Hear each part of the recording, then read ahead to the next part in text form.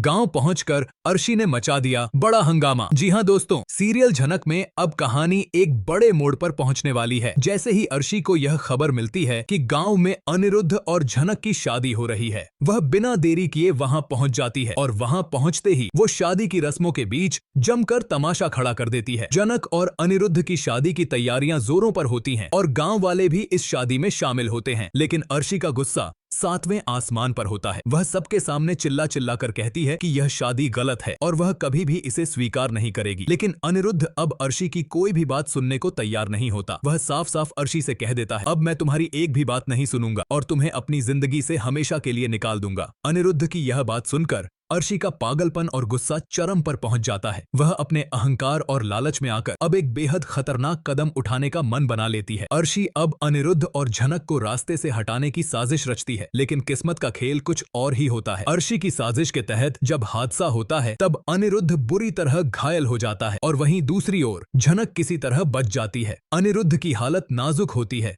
और गांव में सब कुछ बदल जाता है। झनक सदमे में होती है, लेकिन अपनी कोख में पल रहे बच्चे के लिए वह खुद को संभालती है। अब झनक अकेले अपने आने वाले बच्चे के साथ एक नई जिंदगी की शुरुआत करने का फैसला करती है। उसकी आंखों में आंसू होते हैं, लेकिन उसके दिल में एक नई उम्मीद भी होती है। आगे की कहानी बेहद इमोशनल होने वाली है। क्या झनक की बेटी को कभी उसके पिता का नाम मिल पाएगा? क्या अनिरुद्ध की हालत सुधरेगी? और क्या झनक अपनी बेटी को गांव में ही पलने के लिए मजबूर हो जाएगी या वह उसके लिए नई दुनिया बनाएगी? देखते रहिए झनक, क्योंकि अब असली कहानी शुरू होने वाली है।